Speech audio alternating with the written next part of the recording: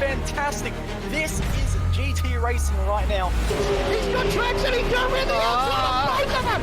Maloney! Oh, he's taken Anderson! Anderson's up to him! Oh my god! Big crash! Oh my goodness, half the field's gonna get rolled! It's very close. These guys are want to make their way through the field very quickly. Oh, there we go! Oh no! That's massive! This is it! This is over! I can't believe this! Oh my god! God, what?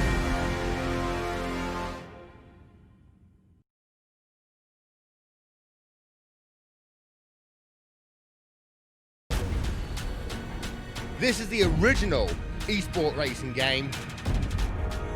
This is iRacing.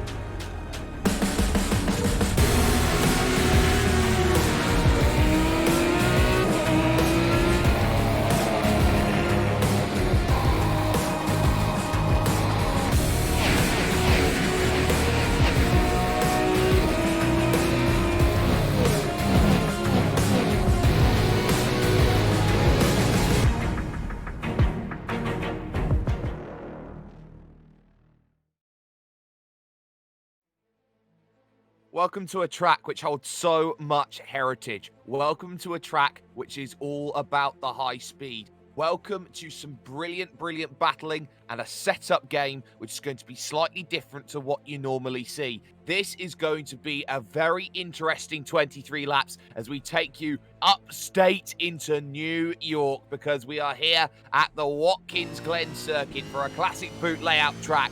And of course, this is your iRacing V8 Supercar series here on the iRacing Esports Network and brought to you by SimSpeed TV. Good morning, good afternoon, good evening to everybody watching around the world at what is surely an anticipated championship. It is Jake Sperry in the commentary box, joined alongside by Mr. Jake Burton and Miss Emily Jones as well for the first time this season in the booth with us. But Mr. Burton, we come to you first because we're currently underway with qualifying. We've got 3.5 minutes before the end at the moment, and surprises are in store at this stage because it is Brett Cananzi who is fastest at the moment, 143.7 in the cool track conditions, currently fastest. Yeah, I think the biggest surprise that you were just referring to is those cold track conditions. Even the earlier race, we were seeing about a 41 degrees centigrade track temp.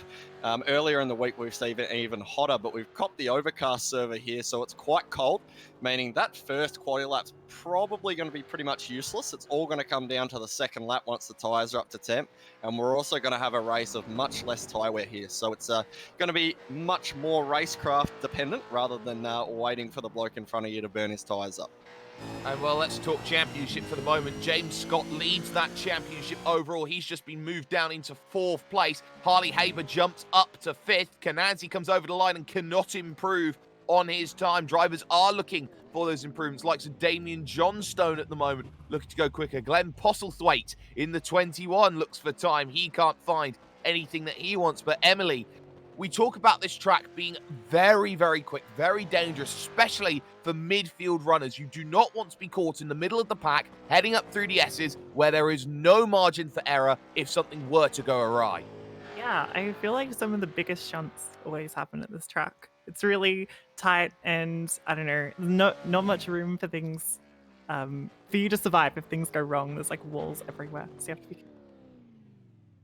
You have to be very, very careful. You're absolutely right. James Scott goes fastest, 143.4 at the moment. Will be very happy. First lap coming in for Brenton Hobson. He will not be able to get a second lap in here, Jake, because of the fact that it is closed qualifying, so to speak, so he does not have the ability to finish any lap he starts within the allotted time. Here comes Hobson then. Finish his lap. What will he be able to do? The answer is a 143.9. It's good enough for the 3rd row and his favourite place of 6th. Yeah, Hobbo will be one to watch tonight. He's a bit of a NASCAR guy as well. He loves all different disciplines of racing, so he'll be more than familiar with Watkins Glen. I think Brett Cananzi is a bit of a surprise being all the way up there tonight, not only because obviously he hasn't been way up the front thus far this season, but also his lap that he did was actually a one lap. He's blown away his second lap with a mistake. But looking at James Scott, for example, he pulled half a second between his first and second lap. So unless he's just somehow managed to fluke a setup or a nice lap on that first lap, I think Brett's race pace is actually probably going to be quite good.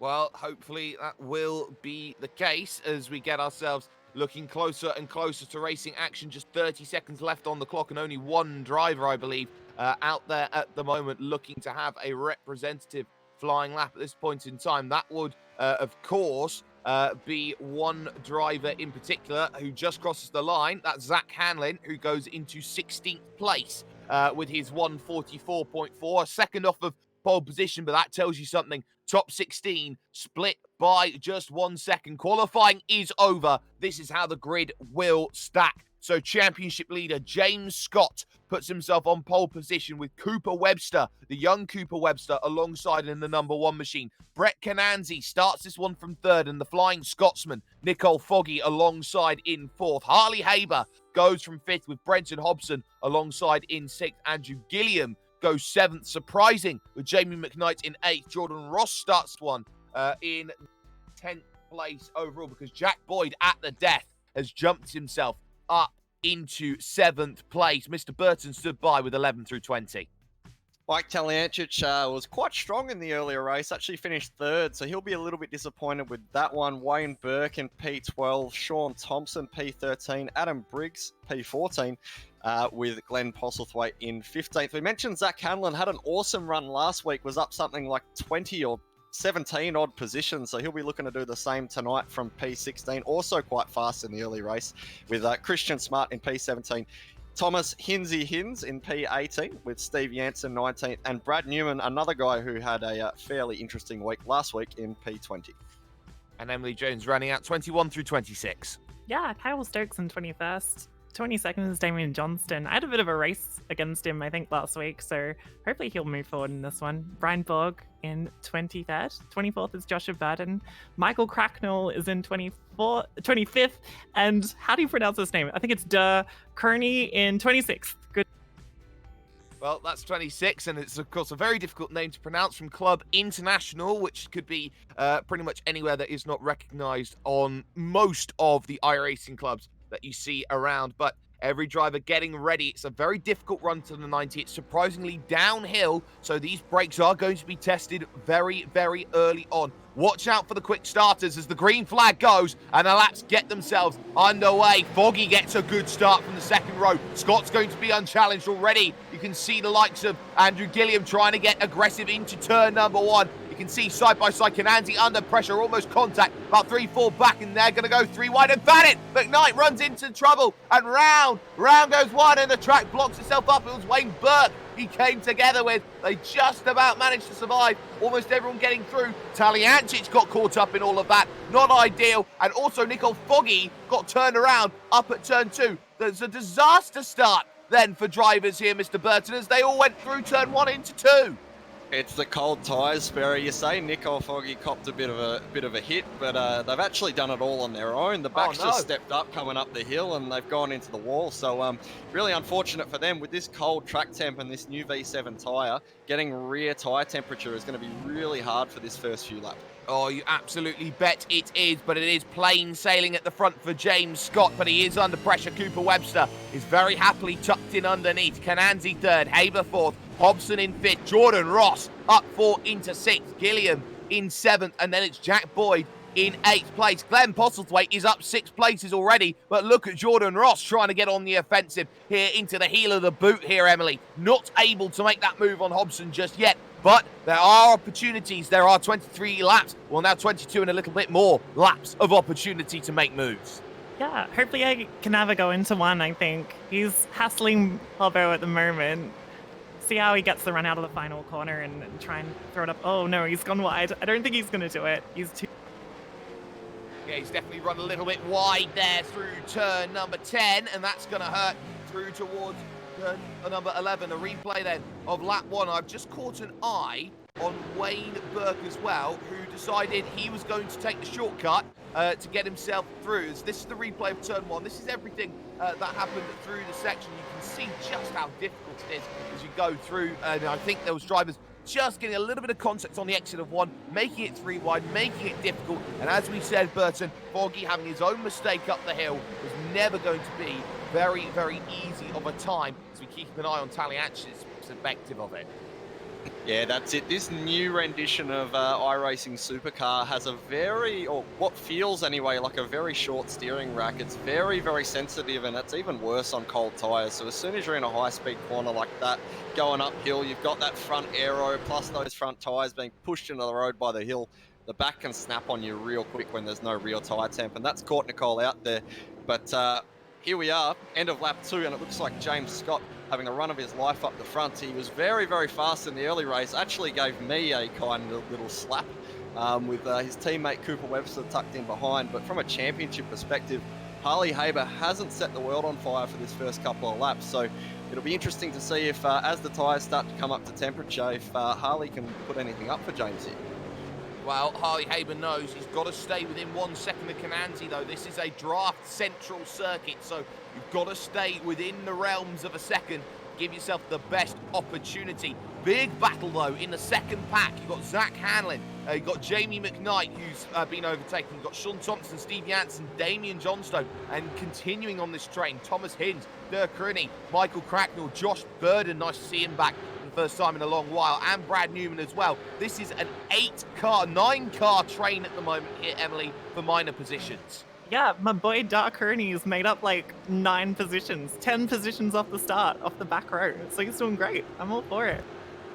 Oh, he's doing an absolutely fantastic job. But look at this from Jack Boyd, trying to get past Andrew Gilliam. Very difficult to get it done up through the S's. Maybe gets half blocked, but right to the inside on this very long run to the carousel. This very quick right-hander, so difficult to get right. On the brakes they go. How much do you dive in, Gilliam, here against Jack Boyd? The answer is not much at all. He's able to just about save the position. Very nearly chopped the nose there off of Jack Boyd there, Mr. Burton. Yeah, I think Jack Boyd was a little kinder than what he probably could have been there. Personally, I would have probably kept it in there and had a crash, but good driving by Jack Boyd. Early days, wants to get this race done with a clean nose, but he'll be wanting to get round Gilliam there because Jordan Ross isn't far away, and Glenn Postlethwaite and Zach Hanlon aren't actually too far behind. I want to mention Zach Hanlon real quick. Last week, we mentioned how awesome he came through the field. He's already up 6 spots in this race. So Zach in that Altus Mustang proving once again that race pace is more important than quali pace, as he absolutely apex hunts in the heel of the boot. He certainly does apex hunt, and he wants to try and make sure that he is an apex predator as he tries to chase down both Postlethwaite and the Boyd Gilliam battle at the moment, which is continuing at the moment on track. Keep an eye on Harley Haber, though. He's had a very good lap this time by. He was 9/10 of a second back last time they crossed the line. Now he's brought the gap down to just half a second. So Harley Haber is going to get a better benefit here of the draft. And Emily, how strong is this draft around a track like this, knowing that the draft maybe feels a little bit stronger than what it was maybe when we were talking about the old era of Australian touring car racing? Yeah, it's really, really strong. I remember back in the VF, you could stay in a pack even if you were slightly slower through the corners, and just always be in it to have a go. And especially without the bus stop on the back straight, I feel like there's just more time to sit in the draft and hang on. And Boyd trying again around the outside. It doesn't quite work out then, as Gilliam again, very much wise to the move. And oh, you're going to have to go the long way round here, Jack, as he sent it in too deep through this one-line shoot corner, the Alexei Usiakala corner for those sim racing fans, but not a chance to get himself a chance to go through. He has to again play that waiting game, but wide through the opening part of the corner, gives him a little bit of a tap, opens the door and says, I'll pry it open with a crowbar if I have to. That is Jack Boyd there, Jake, getting himself up the position just for the moment. Yeah, well, I need to be careful criticising people for white line blocking around this track, but I have to say, Gilliam has been quite defensive, especially for this early in the race, so I can't blame Jack Boyd for getting the elbows and nose out to try and get this one done. I'm sure his patience is running thin, especially with the pace he's got, so he's going to have to get it done this lap, I think.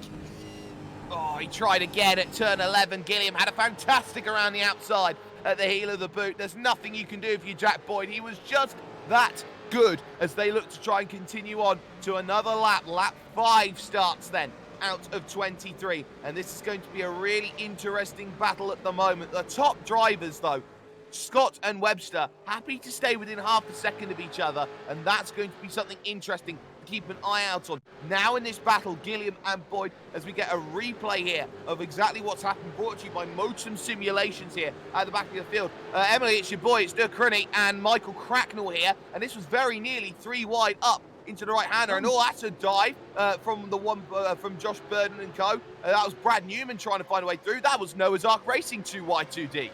Yeah, and they kept it pretty clean as well. So my boy's doing great. I'm feeling it. Dark Rooney for the...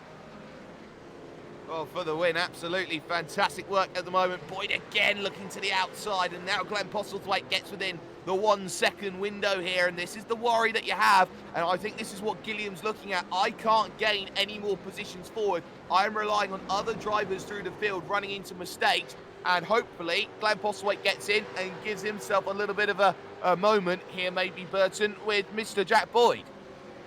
Yeah, that's certainly an interesting race going on back there, but if I can just divert our attention a little bit, I think Harley is all over the back of Brett Cananzi like a rash at the moment, and Brett has made a couple of mistakes the last couple corners, and with how strong this draft is here, Emily mentioned earlier, with the absence of that chicane, you've got another probably 200 or 300 metres of racetrack where you're just absolutely full tilt, and the draft is even stronger in this car than it was in the VF and FG. So I think it's going to be Harley's move done this lap if he can manage to get off turn 1 nice. Well, it's all about getting off turn 1. The gap was 0.4 of a second last time over the line. It has actually increased. It was a 44.9 for the pair of them, so ever so slightly increasing there. But again, Harley Haber a little wider through the 90, turn number 1, out on track, so does not get the run up the S's that maybe he would have liked, and ultimately has to play the waiting game once more and sit back and play. He had the championship lead, did Harley Haber, for the first 2 rounds of the championship. Didn't quite work at Phillip Island, so ultimately dropping back, but he does have all the time well. You can see there, Emily, you see Harley Haber getting into the mirrors of Brett Cananzi, hoping that there's a mistake, knowing he had no opportunity to make the move down at turn 4. Yeah, it was a really big weave he did just across the back straight, kind of trying to psych him out, I think. I think the closer he gets, the more likely you can pressure Brett into a mistake. I expect him to get past real soon. Well, we'll see if that is the case. Jack Boyd again looking like he's wanting to get through. Does he dive down to the inside at the toe of the boot? He thinks about it, and again gives him a little tap over to Andrew Gilliam. No harm in that one as they look to go up towards the heel. He is stuck right and royally at the moment. Behind that, McKnight falling backwards. He's now behind Johnstone, Hinds and Janssen in the field in 12th, 13th and 14th place as they all look to try and battle. Postlethwaite now firmly on the back. It seems like you've got a couple of small little battle packs here, Jake. You've got 2 by 2, and then you've got that pack of 3 that comes up along. Seems that every battle you look at is a case of it's waiting to explode when you get up the hill through on that run to the carousel. Yeah, that's it. And again, not to be the pot calling the kettle black here, but I think Jack Boyd really can probably afford to start getting the elbows out. This blocking's a little bit excessive from Gilliam. It's just costing them a lot of time. Retrospectively, compared to sort of Postlethwaite, they're dropping like a cable cut with the elevator here. So I'm not too sure that it's too smart, but we're going to catch a replay of the racing that we've seen there. Yep, it's Michael Cracknell for the Zuva Racing team. And, well, he got a big moment through that penultimate corner. He's done well to keep it out of the barrier. That is a save and a half there, Emily. Yeah, he saved it. Good to keep it off the wall. Like, you don't get away with that very often at this track. And my boy Dark Rooney up another position. He's doing great. Hopefully Cracknell can come back after that. Well, he is back in 20th place at the moment, a couple of seconds off of Josh Burden, so that's not going to be too good for him. He's got time, though, here in this race, and that is always going to be the key. You always have time in a race of this length, 23 laps. There is still a lot of racing left to go. Someone who is surprisingly down the order a little bit, didn't have a good qualifying, Kyle Stokes. He's now in 18th place. He's in the middle of this train, being confronted by De Crony at the moment as he runs slightly wide to the through inside. The boot. And look at this, once more, you are seeing absolutely right there. Jack Boyd to the inside here, Burton, trying to get the move, but it's off camber at the next corner, which makes this transfer of overtakes so tough. Yeah, that's it. That's the issue with a lot of corners here at Watkins Glen, especially with the boot. They go the opposite direction one after the other, so the crisscross isn't sort of that effective. Pozzie's right there now as well. I think, to be honest, if I'm Jack Boyd, you're having a massive go down at turn 1 and then parking the bus at the apex. It's the only way he's going to be able to get this done. Same way Jared Filsell tried to get past you in Scops for your first victory. That didn't work out well for him. But ultimately, you look at Andrew Gilliam again, no looking to turn 1 from Jack Boyd. We're not at that stage, I don't think, Emily, where we have to play the percentage move, the 50%, the 30%. Drivers are thinking about iRacing, thinking about safety rating, thinking about, I need to stay in this position so I can gain my points and say that my license is a bit better and my overall ranking to get into events like this is a little bit stronger as well. Yeah, definitely.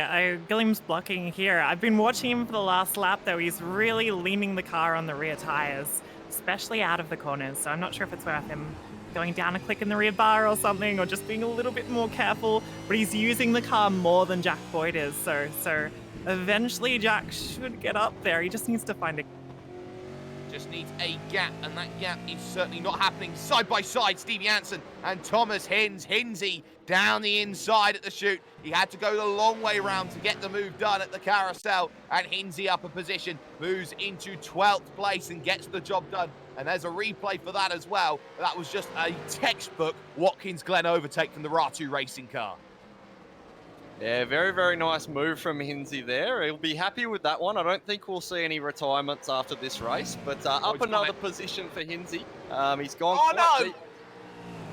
And Boyd wasn't through. He thought he had it through, and he's just got tapped on the back. He's got a big ding from one Mr. Andrew Gilliam. I think that was slightly retaliatory there because it was a little push out of the way through the heel of the boot, and all of a sudden, slightly misses it, and Jack Boyd loses 2 positions there for that one overtake, Emily, through up at that very, very difficult turn number 9. Yeah, these two are really going at it. I wonder if Jack's got the pace to get back past Postlethwaite and go again. I don't know, Gilliam's gone off the road again. Hopefully Jack can get back. Well, hopefully Jack can get back and Jack can get through the positions at the moment, but now puts himself under pressure because there is a higher charging Zach Hanlon now on the back, thinking about a 9th place at the moment. That'll be very, very useful. Gap at the front of the field, though, between James Scott and Cooper Webster. That has very nearly broken the 1 second margin here, Burton. And the moment 1 second is broken around this track, it's pretty much see you later. I won't see any more of you for the race. Well, I can empathise with Cooper Webster here because this was about the point that James Scott broke the 1 second margin to me in the last race and then absolutely took off. So James's pace is seriously impressive, especially with how strong the draft is this week. He can sniff this championship, and this is a big soft this week. This will probably be one of our highest of the season, as it often is here at Watkins Glen. And I think James Scott just wants to run away, let cop some points, and see you later to Harley Haber in 4th. I think he certainly does at the moment. Glenn Postlethwaite sliding the car about. But this is actually something quite interesting because if you're looking over the time, someone who's not too far away from this pack of 4 is Jordan Ross, who is starting to struggle. Was 2.4 seconds clear at the end of the last lap, Emily. But that gap between Gilliam and Jordan Ross, by no stretch of the imagination, looks like 2.4 seconds now. Yeah, it's strange. Even with the fighting, Gilliam still seems to be catching them. So I don't know whether, Jordan Ross is like using the tires a bit more. I don't know, same team as James Scott at the front though. So you'd hope they'd be on a similar set and working together. And I don't know, James Scott's doing so amazing. I'm so impressed by his driving this season. The fact that he's just pulling away at the front is really, really awesome to see. It certainly is, and he's keeping that gap up over a second. Gap between Haber and Kananzi just under 1 second at the moment. Dropped 2 tenths did Haber that last time by. He's got to be careful that he doesn't lose the draft at this point in time. Look at Jack Boyd though, getting the double toe effect, heading down this back straight, looking towards the carousel. Not quite close enough at the moment to go out there and make a move, but here comes Damien Johnstone behind in the number 7 car, looking to dive down to the inside. Has he got the car slowed up? Has he got it slowed up? He very nearly didn't. Steve Janssen took the wide line. Very good heads-up driving by Steve to make sure he wasn't putting his car in jeopardy there, Burton. He keeps himself in 13th place. I think actually they were both just excessively deep, so I think there was a bit of luck in that as well. But yeah, lucky they didn't end up on top of each other there.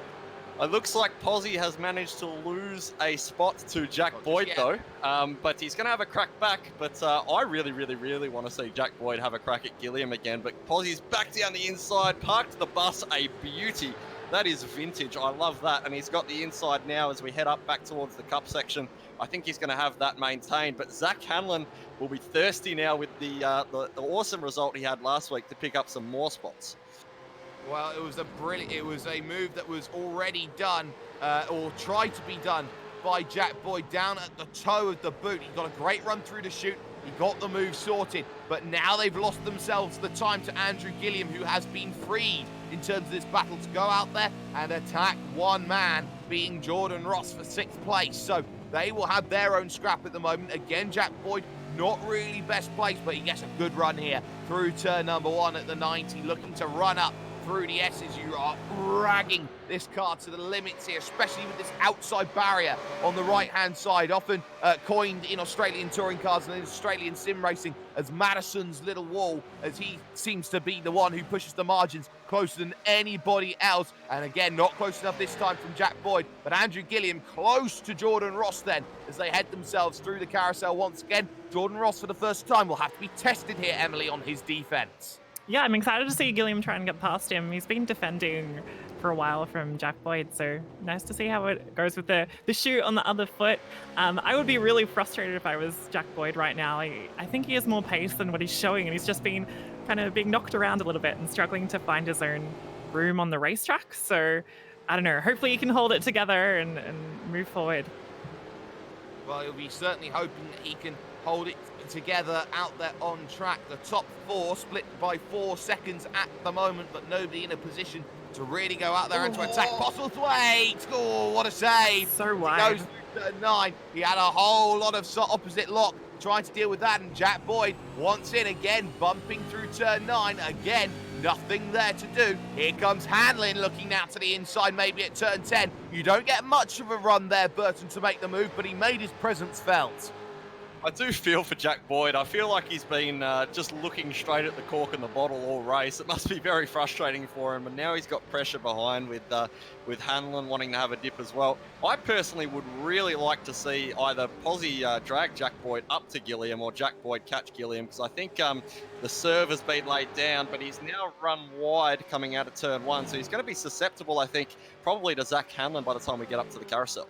Yes, and that's going to be very interesting, as well as the battle for second right now, because Cooper Webster is being reeled in by Brett Cananzi, who has done very well on the tyres as we are just over the halfway stage in this race. So Cananzi's tyre saving has been absolutely second to none at the moment, as Hanlon decides he's going to back out of it then, as he doesn't get the best run up the hill. I think he very nearly ran himself into troubles and got himself a whole heap of understeer through the second part of the S's. That really did not help Hanlon at all. But Emily, you got to see Brett Cananzi at the moment. He is having a storming race at the moment, and he is doing it with some very, very nice tyre saving. Yeah, he's really not losing too much from James Scott as well at the front. So I'd like to see what he can do. He's probably driving really confident at the moment. I find when you're chasing another car and you can see the leader, it's really easy to drive well when you're feeling really happy and positive. So, I don't know, hopefully you can move up there and chase down the 2 ERT guys at the front. Oh, he's just had he's got Gilliam through, sorry. We've just seen that. So Andrew Gilliam gets through, and Jordan Ross, who has a huge slide. There's a little bit of contact. He set him up through the heel of the boot into turn 9. Got down the inside. They did come together, but Jordan Ross is very happy just to stay where he is for the time being. There's the replay then up on screen as we were talking about opportunities to make the move. So there you see it. That's how it was done. Andrew Gilliam now up into 6th place, a driver who really some would probably be expecting from the Pursuit Sim Racing drive to be up there fighting for titles here, Jake. Yeah, certainly. I think he had a bit of a rough start to the race when he was mucking around with Jack Boyd. So I think now he's managed to clear his head and hopefully we'll be able to move forward. But the draft is just so strong. It wouldn't surprise me if Jordan Ross was now all over the back of him again as they head up towards the carousel. He goes defensive as he's been doing all race. Jordan Ross to the outside. There's not going to be enough of an overlap to make anything happen on entry, but that's going to send Gilliam in wide, and Ross unloads him at the apex, but parked again quite beautifully by Gilliam. Good car control there from Andrew Gilliam. He knew he was getting a little bit of a contact moment there, so he's just able to save it. Slightly missed apex through the second part. Now opening the chance for Glen Postlethwaite to get aggressive, to get angsty, trying to get through. And Jack Boyd's trying to see a gap down the inside, which definitely did not exist, or only existed for the briefest of moments. Wide goes Jordan Ross. Here comes Glen Postlethwaite looking for the move. He's got to send one now here at the heel of the boot. It's going to be bravest on the brakes like Jean Alesi. And you know what? Postlethwaite's trying it every stage of the way, and Ross gives him the room. Certainly very un-Jordan Ross, what we're seeing at the moment is his pace is certainly better than this. I'm not sure if he's a little bit out of practice, but he's really struggled on the tyre the last few laps. I think one of the biggest problems that Jack Boyd is having at the moment, you mentioned earlier the double draft, that's not necessarily actually what you want, because it makes it very, very hard to pass Glen Postlethwaite when he himself is getting a tow. Exactly, that's absolutely right, and that makes life even more difficult for this train of 5 at the moment, and Sean Thompson is trying to make it a train of 6 as he did a 46.8. He closed down a 10th on Zach Hanlon, but the train keeps on rolling, looking for overtaking opportunities. This is where the big battle pack seems to be at this point in time as they head up through the S's. Jordan Ross, a very different line compared to everyone else, and suddenly here comes Pozzi looking for an opportunity. Almost outside of a second now is Andrew Gilliam, so moves to the inside, will get the help from the NASCAR style overtake, gets the draft from behind, try and push forward from Jack Boyd, does not work. Into the carousel, wide goes Jordan Ross, and there's the move, Emily, down the inside. Postlethwaite's got one now. Jack Boyd's going to desperately try and get one as well. Yeah, hold it around the outside. I think he's got this. Jack Boyd might jump him. Ross is being quite clean, giving lots of room. So, I don't know. This is really good racing. I'm really enjoying watching it. This is what Watkins Glen is like known for. Absolutely right, and wide at the toe of the boot. It's a one-line corner, and Hanlon says, cookies! That's his as he goes through and takes the position, but the cookies may be taken away as Jordan Ross tries to get back at the Altus Esports car. Looking to the inside, has to go the other way around. Contact between them. The door was closing every single stage of the way, and Ross loses one to Thompson and more as he finds the kitty litter Burton. We've had another incident up at the top. It looks like we've had Postlethwaite absolutely tipped in by Jack Boyd there. So Boyd's actually just tipped him in at the apex. Not entirely sure what actually happened there, but a bit of a messy couple corners from these guys. We'll catch the replay. Bit of an odd one from Jordan Ross too. Some weird contacts on entry here. I think some pinched rear brakes may be causing this. Yeah, Glen Postlethwaite there and Jack Boyd, very much changing lines through that section. Very similar to Han Solo and Greedo, some would say, in Star Wars. That was very McClunky, Emily. Yeah, it was really close. He was unlucky to hit him there, I'll be honest, into that corner, but unfortunate to turn him around. It's just how that goes sometimes.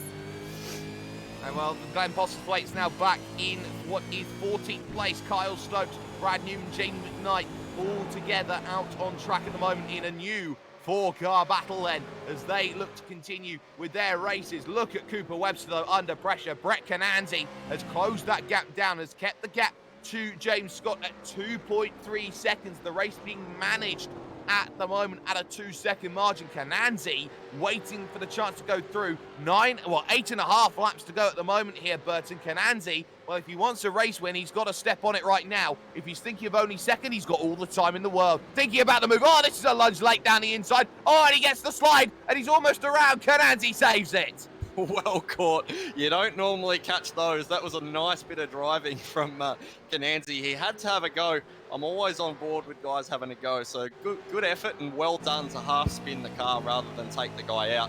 That's quite a sportsman move, believe it or not, to have a dive bomb and then actually half spin the car to avoid an accident. Really, really good driving, I think, by Cananzi.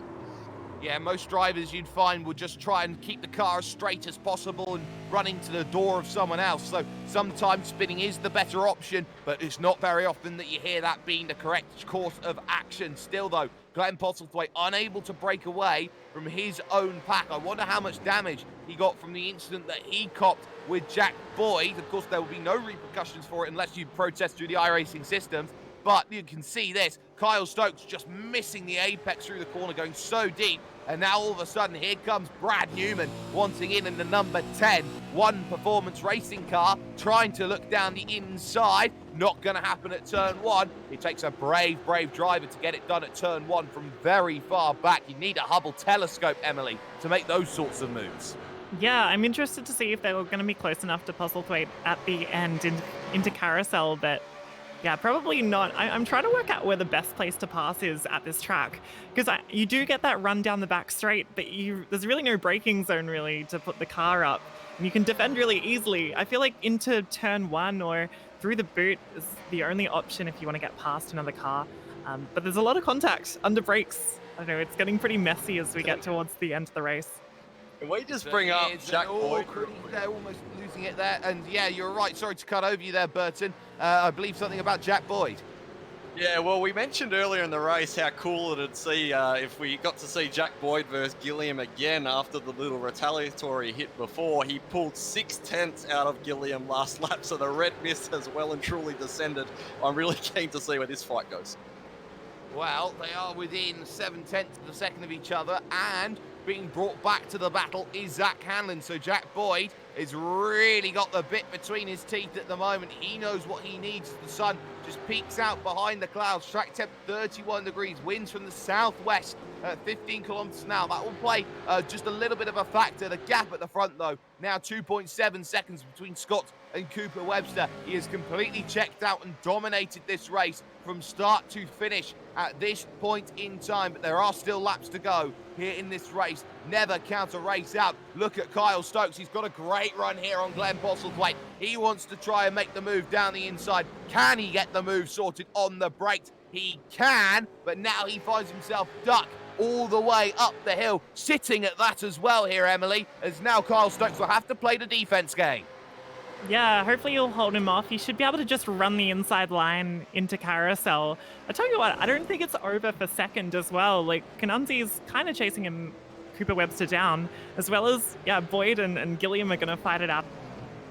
Yeah, they're going to fight it out as Glen Postlethwaite trying to defend on that inside line as they will go too wide through this section. Boyd within a couple tenths. Will he have a look down at the toe of the boot? No, he will not, so not in position. But look at this, side by side. Suddenly Brad Newman wants back in again as he's trying to think up and under. Tries to open up a pocket, does not work. So very nearly gets it there. And Postlethwaite will be happy about Brad Newman getting involved. He looked like he was under pressure heading to the toe of the boot, Burton. Yeah, certainly is. I really want to attract the attention to Boyd versus Gilliam right now. There's some history in this race, and they are close.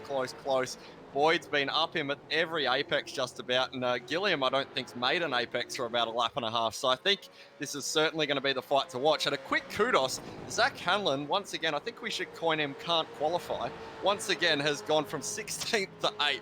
I think he's probably the biggest mover and shaker in this race at the moment, so he's killing it.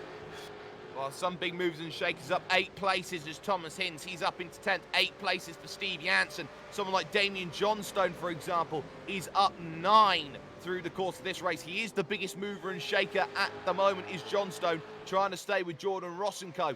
But look at Jack Boyd and the run he's going to try and attempt to get as he makes his way up the hill, looking for an opportunity to strike in the draft. We know Gilliam will go defensive. He goes hard to the inside. And again, Jack Boyd will be forced to go the long way around. Leaves it to the last moment to go to the outside. Is there a chance to make the move at the carousel? He's going to hold it down the inside every step of the way, trying to pinch the man low. That doesn't work for you, Jack. You now got the inside for the shoot, though. So go careful, no! Round goes Gilliam into the fence. Can he get it sorted? Hanlon survives. And there is Sean Thompson, who gets the laziest hit of them all as they go through. And now get yourself back going. Gilliam calls it day done.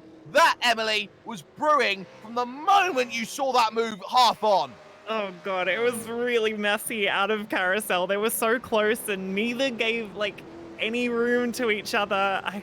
It's so unfortunate. I wanted to see them fight it out, but unfortunate. I think he had it coming though. To be honest, I think Gillian probably had that one coming. He blocked from pretty much lap 1, then fed Boyd off the road, and then he drove it in hard, doored him at the apex, and then came across him on the exit. I don't think he can really blame anyone for that one. We could just hope that Jack Boyd has no damage from that. Really, really big shame for Sean Thompson. But Zach Hanlon up another spot. Yes, and suddenly Damien Johnstone will want to get up too as well, because Sean Thompson under pressure gets it done at turn 11, or turn 10, sorry, looking towards the final corner, turn 11. No chance then for Thompson to get that move back. So good move from Damien Johnstone, will be happy, and Andrew Gillian makes his feelings felt over radio communication, saying, what on earth was that just happened between us? Meanwhile, James Scott won't mind. He's at the front. He's got 2.5 seconds. He's got 5 laps to go, which is now 4.5 here, Emily. And you have to say, it's been a quiet race at the front of this field, but one that James Scott will appreciate. It doesn't matter how you get the victories. It just matters that you get the victory. Yeah, he's holding out that 2.5 second gap. It's just comfortable enough where he's out of the draft and he can just kind of eyes forward, put the delta or the delta up and just chase it and focus and try not to think about anything else. But Kananzi's within that second window that we were talking about earlier. So I don't know. I don't think it's over. We're running out of laps, but I think Brett's still got another shot at getting up to second. Well, here's Glen Postlethwaite down the inside of Sean Thompson. Kyle Stokes trying to defend as well behind as they battle for minor positions here. This is the scrap for 12th. Thompson trying to deal with Postlethwaite, but he's down in a straight line, you can tell, as he tries to get himself deep in on the brakes. Postlethwaite will run himself around the outside. Oh, he got a slide on the exit as well, though, trying to put the power down. So much torque in these vehicles as they go through. Suddenly the train will battle, and there's the move done. You can see the difference. It was a full car length on that run to the heel of the boot, and Stokes runs it far too deep, and all of a sudden, look at this. Here comes one other driver. It's Brad Newman trying to get in. McKnight on the back, and soon Josh Burden. Yeah, that's it. I think this is a bit of a battle of the wounded at the moment. I actually saw off camera Kyle Stokes hit Mad's wall at the start of this lap, and he's going to be down on straight line as well. So him and Thompson, I'm expecting to get eaten up pretty quickly here by Newman as well as McKnight. Well, we'll see how this all plays out. Thompson very much the big cork in the bottle. Postlethwaite trying to break away. Here comes Stokesy to the inside as he looks to try and pilot the number 14 through at turn 1. Thompson's going to fight for every position. Sideways he goes, and there's contact there as that's Brad Newman just getting the door of him. Thompson there, a big snap of oversteer. That ends not the way he's wanted it to. But look at Josh Burden now all of a sudden here with 4 laps to go. Wants that opportunity to get down the inside. Use the draft to advantage here, Emily. But Burden trying everything, pulling in that draft. Now moves to the inside. He's just got a mega run up the hill. And all of a sudden, what can you do if you're Jamie McKnight, new team boss of ERT? Yeah, he's got the move. He's going to move over on him. I think he's nearly... Yeah, he's got him. Done. Bad enough, another spot. And my boy Darkoni's kind of holding on there in 18th. Couple laps to go, though. Hopefully he can move up to 17th, maybe. Well, Sean Thompson's losing 2 seconds a lap, so that might just be the case. Keep an eye out on Brett Cananzi. Has kept the gap to Cooper Webster within 1 second, though, with 3 laps to go. Now starting at Watkins Glen. So, Brett Cananzi, number 23, will be getting a massive haul of iRacing from being in the number 23 ranked driver to be in 3rd place at the moment. Cooper Webster, he'll try and get by very, very quickly, but that gap has just gone the wrong side of 1 second. I think Cananzi, the white flag, may just be waving on a 2nd place finish here, Burton.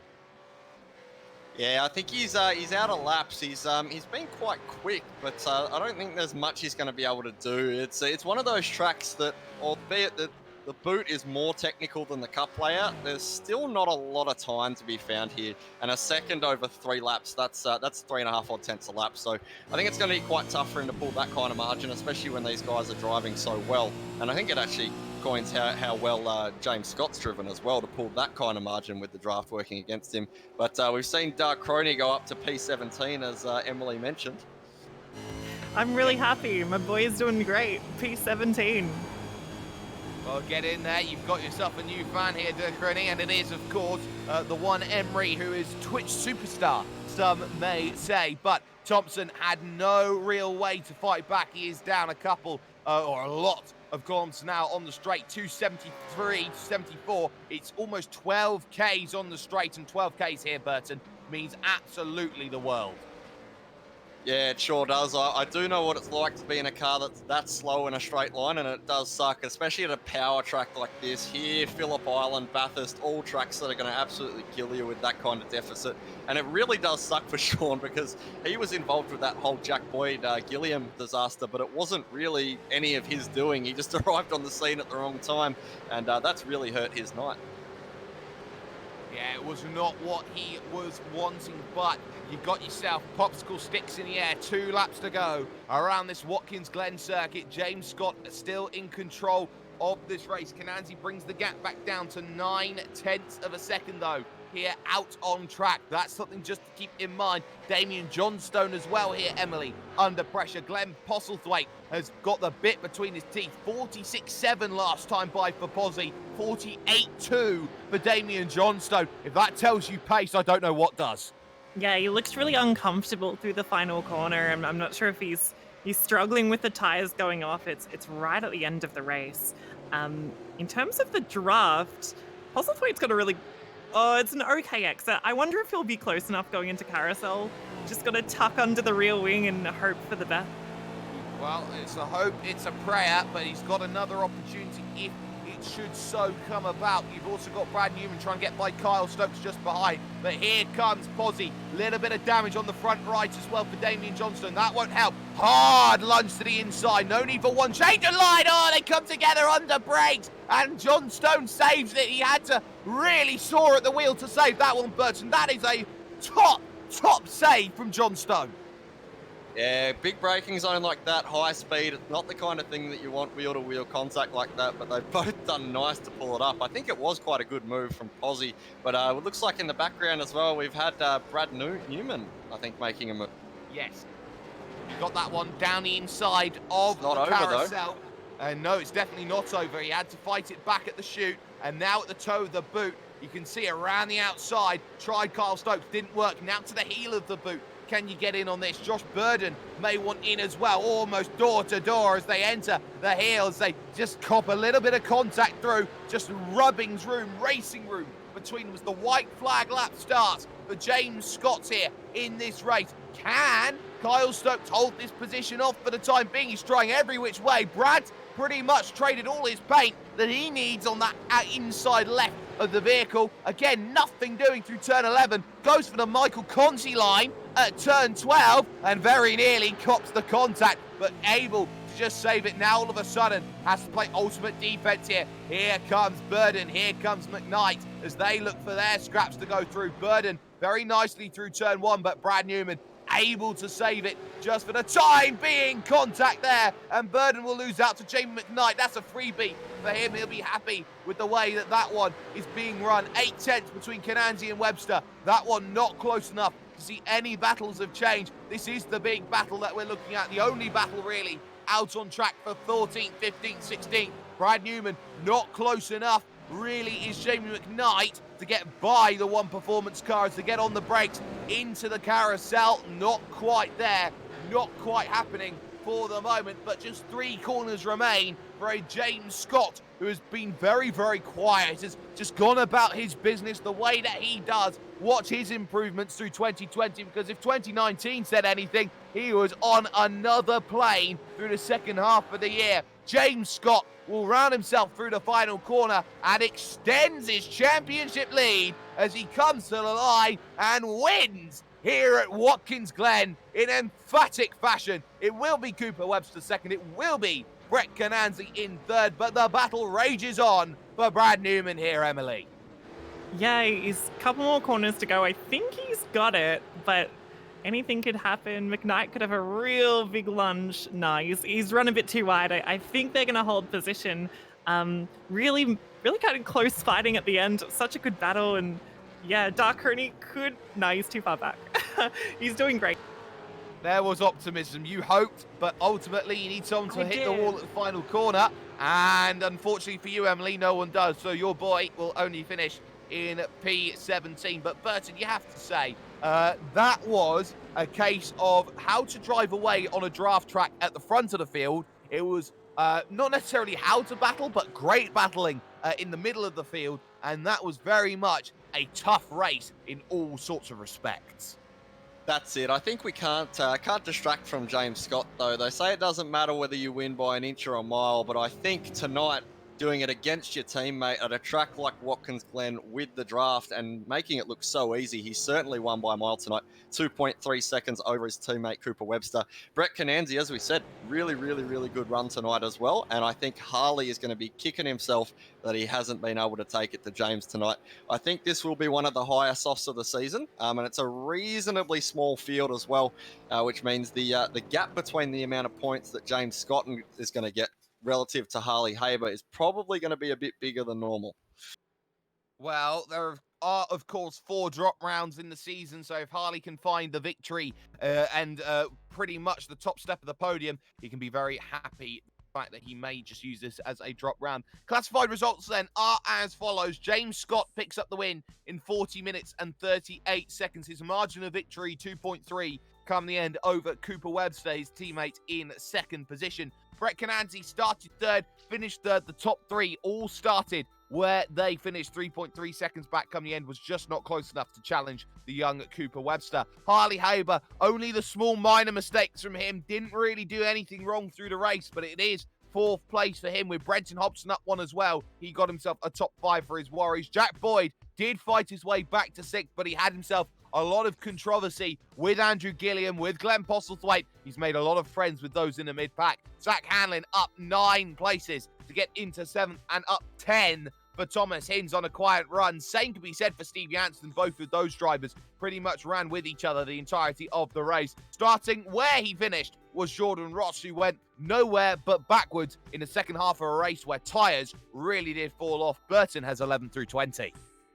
Yeah, Glen Postlethwaite seemed to come off best of all the guys in that bit of a trouble there, with the exception of Boyd. So he's ended up P11. Damien Johnson, decent run tonight as well, up 10, nice and quiet in P12. Kyle Stokes as well, up to 13th. Brad Newman, fairly interesting last few laps with Kyle, but has still managed to end up 14th. Jamie McKnight will be a little bit sad to have dropped down the grid a bit tonight, but Jamie will be, it's good to see Jamie out there racing, so stoked to see him in P15. Then we've got Josh Burden, another really, really quiet but fast drive tonight, up from 24th to 16th. And I think the MVP in everyone's hearts tonight, Dark Crony, up to P17 from 26th on the grid. Sean Thompson in trouble with that little bit of an accident with Gilliam. Sort of really took him out of contention when he really didn't deserve to be. Really, really unfortunate night for him in P18, with Michael Cracknell and Christian Smart rounding out your 20. And then Emily Jones with the drivers 21st down and those who are non-finishers. Yeah, and Christian Smart just saying in 20th place. I watched a bit of he got knocked off the track on turn 1 and lap 1 in another incident. So he did well to get back to 20th and keep going no matter what. Brian Borg in 21st, 22nd for Andrew Gilliam after he kind of sort of turned himself on the exit of Carousel. We've got Taljancic in 23rd. 24th is Adam Briggs, I guess. And after lap 1 and the big classic Watkins Glen big one, you have Wayne Beck and Nico Foggy. Well, a shame to see those drivers down at the bottom, but it will be their iRatings and safety ratings that will get hit the hardest. Some low numbers there. Right down the bottom of the field is never what you want to see if you do hold a number that is very, very low in comparison. But we move a week's time away from this Watkins Glen circuit. We head over to the European continent because we'll be heading to sunny Barcelona for the Circuit de Catalunya, the national layout as well. So it's a different kind of layout. It's a shorter layout. It's going to be a very, very interesting race around a track which is mainly known for those corners which are absolute tire killers, Burton.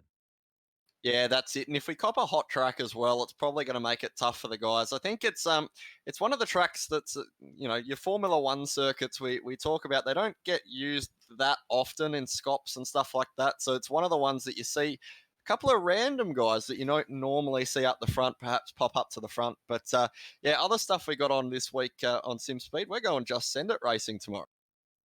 Well, we certainly are, and of course you can catch everything that is going on SimSpeed, and of course all the other broadcast channels that you can catch on the iRacing Esports Network as well, the likes of RaceSpot TV, the Global Sim Racing Channel, Apex Racing TV, LSR TV, Podium Esports, and all the like. You can catch all of them for the future. But Emily, final thoughts as we depart here from Watkins Glen. Yeah, it was really good racing. Thanks for having me. You guys are amazing in the commentary box, but it was really fun. I enjoyed not being actually stressing so much and being behind the wheel and kind of watching some good fights through the midfield and lots of contact, which was exciting as well. I'm thinking about racing next week at Barcelona. I think that'll be a good combo, so I'm excited for it. Well, we'll be excited to see you out there racing as well, hopefully in the next week or so. But that brings an end to proceedings here on the iRacing Esports Network, a presentation brought to you by SimSpeed TV. Of course, a massive shout out to Motum Simulations, who provide the replays for us. And of course, from Emily Jones, who joined in with us this week, and Jake Burton on my right-hand side. That, of course, has been Jay Kennedy behind the cameras doing a fantastic job. And I, of course, have been Jake Sperry.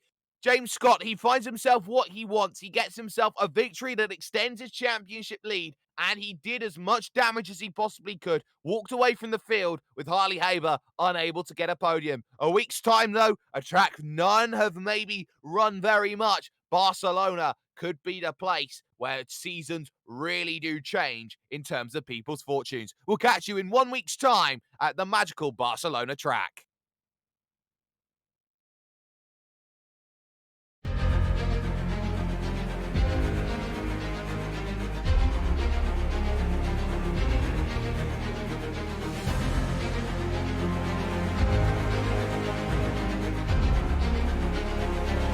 This is fantastic. This is GT racing right now. He's got traction. He's got everything outside. Both of them. Maloney. Oh, he's taking Anderson. Anderson's up to him. Oh my God! Big crash! Oh my goodness, half the field's gonna get rolled. Second very close. These guys I want to make their way through the field very quickly. Oh, there we go. Oh no! That's massive. This is it. This is over. I can't believe this. Oh my God. God, what?